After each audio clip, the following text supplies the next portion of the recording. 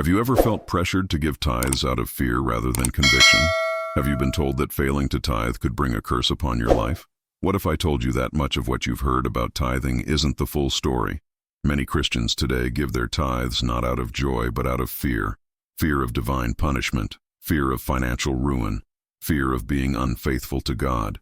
But what if this fear is based on a misunderstanding? Today, you're going to learn 3 biblical truths about tithing that might completely shift your perspective. What I'm about to share might challenge long-held beliefs, but it could also bring a new level of spiritual freedom. If you've ever questioned whether tithing is truly a divine command or just a church-imposed rule, stay with me until the end. This could change the way you see faith and finances forever. In the Old Testament, tithing was not just about money. It was a comprehensive system of community care. Today, many people view tithing as a mandatory financial transaction, a religious tax that must be paid. But is that what God originally intended? When we examine the Bible carefully, we find that tithing was designed to be much more than a simple monetary contribution. In ancient Israel, the tithe supported not only the Levites but also widows, orphans, and the poor. It even played a role in funding sacred celebrations that united the community in worship and gratitude. It wasn't a one-size-fits-all obligation, nor was it merely about giving to a religious institution. Understanding this context is crucial if we want to align our generosity with God's original purpose. What if tithing, as it was practiced in the Bible, was never meant to be a burden, but a blessing? The Levites were unique among the tribes of Israel. They were the only ones who did not receive land as an inheritance. Numbers 18:24. Their entire role was dedicated to serving in the temple, handling spiritual matters, and interceding for the who are people before God. But without land to cultivate or livestock to raise, how are they supposed to survive? God's solution was the tithe, a provision to ensure that those devoted to sacred service were not left without support. This alone teaches us a profound principle. God always takes care of those who dedicate their lives to His work. But does this mean the tithe should function the same way today? Should we replicate this practice exactly as it was in ancient Israel? Another remarkable aspect of biblical tithing is that there wasn't just one type. Deuteronomy 14:28-29 introduces the concept of the triennial tithe, a portion set aside every 3 years to support orphans, widows, and foreigners. This reveals something fundamental about God's nature, His deep concern for the most vulnerable. Tithing wasn't merely about maintaining religious leaders. It was also a form of social justice. Through it, the marginalized found provision and dignity. Imagine a society where no one suffered from lack because the community was committed to mutual well-being. That was God's original design, a model of generosity and collective responsibility. But there was yet another purpose for the tithe: celebration. Deuteronomy 14:22-27 describes how part of the tithe was used for religious festivities, moments of communal joy, gratitude, and worship. The people were commanded to gather, feast, and rejoice before the Lord, recognizing Him as their ultimate provider. This challenges the idea that tithing was merely an obligation or a heavy burden. Instead, it was deeply connected to joy, unity, and thankfulness. God's laws were never meant to be oppressive. They were designed to teach His people how to trust Him with their resources and to experience His provision with faith and contentment. Now think about how different this is from the way tithing is often presented today. In some places, it has become a heavy burden, enforced with threats of curses and divine punishment. But when we look at the Bible, we see that the original purpose of the tithe was much more profound. It wasn't just a religious tax. It was an expression of love, justice, and communal support. So, the real question is this: are we following the true spirit of tithing, or have we adopted a system that has drifted from God's original design? Another key observation is that biblical tithing wasn't just about money. It included crops, livestock, and other resources from the land. In essence, God was asking His people to set aside a portion of what He had already provided for them. The focus wasn't on a fixed amount, but on a heart of faithfulness, acknowledging that everything ultimately belongs to Him. This challenges us to consider: is the emphasis today on the financial value of the tithe, or on the willingness of the heart? Many assume that tithing was mandatory for all Israelites, but here's an interesting detail. Tithing applied specifically to those who had agricultural produce or livestock. In other words, if someone didn't have crops or animals, they weren't required to tithe. This highlights a crucial biblical principle. God never demands from someone what they are unable to give. True faithfulness and gratitude should be voluntary, not a rigid obligation that adds unnecessary weight to those already struggling. In light of all this, it becomes clear that tithing in the Old Testament was a system of mutual care, not a tool for manipulation. It was designed to reflect God's justice, ensuring that temple servants were provided for, the needy were supported, and the people remained united in faith. But if tithing played such a vital role in that era, what happened to it in the New Testament?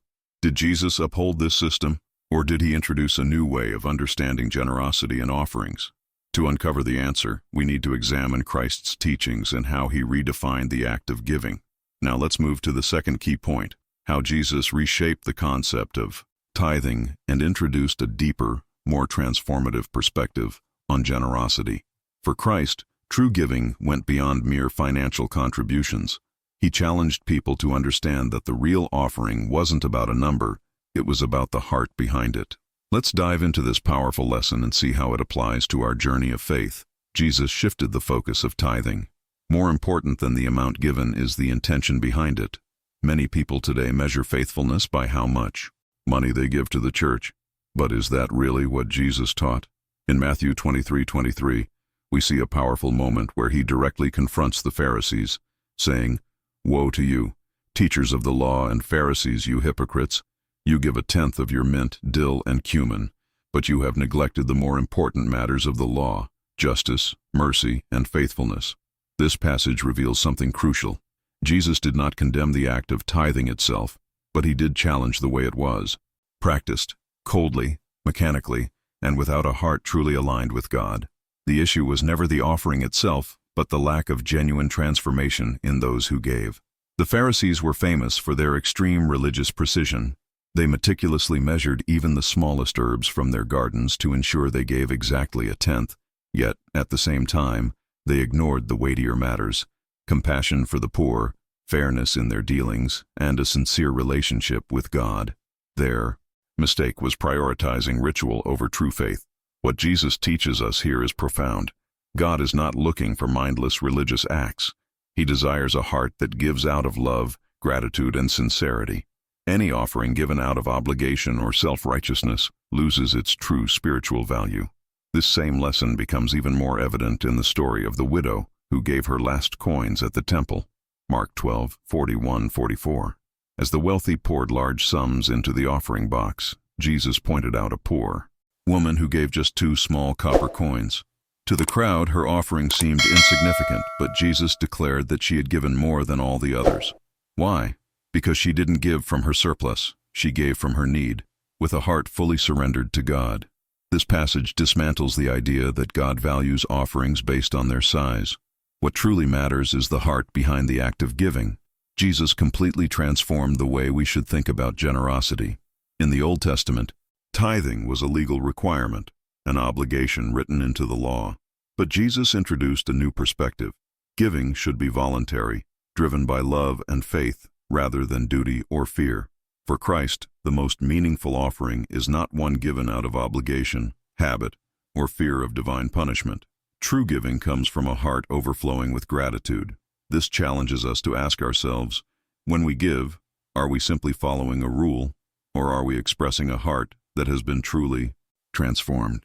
But Jesus didn't just talk about financial offerings. He spoke of a much deeper kind of surrender. Throughout his ministry, he taught that the greatest calling for a follower of God is to give themselves completely, loving others, serving the poor, forgiving those who wrong us, and offering kindness to those in need. These are powerful forms of generosity that go far beyond money. Are we truly willing to give not just our finances, but also our time, compassion, and attention to those who need hope? Christ's message about generosity extends far beyond the walls of a temple. He calls us to be generous in every aspect of our lives, in our patience, in our hospitality, in our willingness to forgive, and in our acts of kindness. Sometimes, the most valuable offering we can give has nothing to do with money. It's the time we invest in someone who is struggling, the comfort we provide to a hurting soul, or the love we share with those who feel forgotten. When we understand this, we realize that financial giving is just one small part of what it means to be truly generous in the kingdom of God. It is fascinating to note that Jesus never required a tithe from his disciples. He spoke about generosity, about serving others, and about helping those in need, but he never imposed a specific percentage. Why? Because his focus was always on the condition of the heart, not on a rigid financial obligation. In God's kingdom, giving is not about meeting a requirement. It is a natural response to his love working within us. When we truly experience that love, giving is no longer a burden, but a privilege. This understanding can be incredibly freeing for many believers who live in anxiety, fearing that they must give a precise amount to avoid displeasing God. But the truth is that Jesus never linked God's blessings to financial contributions. Instead, he pointed to faith and obedience as the true paths to a fulfilled life. Those who give with sincerity and trust in God's provision will never be abandoned, because he himself has promised to supply all our needs. But if tithing is not a commandment in the New Testament, how should we approach giving? Is there a new model of contribution that Jesus and the apostles taught? In the next section, we will explore how the New Testament presents a way of giving that is not driven by fear or obligation, but by joy and freedom. The New Testament does not enforce tithing, but teaches voluntary giving. When we examine the early church and the teachings of the apostles, we see a significant shift in the way believers were called to contribute. The rigid system of mandatory tithing was replaced with a much deeper and more transformative principle, generosity that flows from love and gratitude.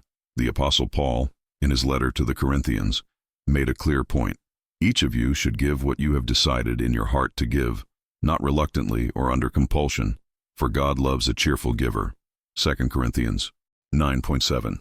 This verse captures the essence of the Christian approach to giving. It's not about adhering to a fixed percentage, but about a generous spirit, freely given without coercion or guilt. The true heart of giving lies in the joy of sharing, not in fulfilling a requirement. This principle of freedom in giving is reinforced throughout the New Testament. In 1 Corinthians 16:2, Paul tells the church to set aside their offerings based on what they are able to give according to their income. This shows us that God does not set an exact amount for everyone to give. Those with more can give more, those with less can give less, and those with nothing are not condemned. The idea is simple. The offering is not a rigid obligation, but an act of love that reflects the giver's circumstances and willingness.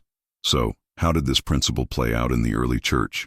In Acts 2:44-45, we find a radical model of generosity.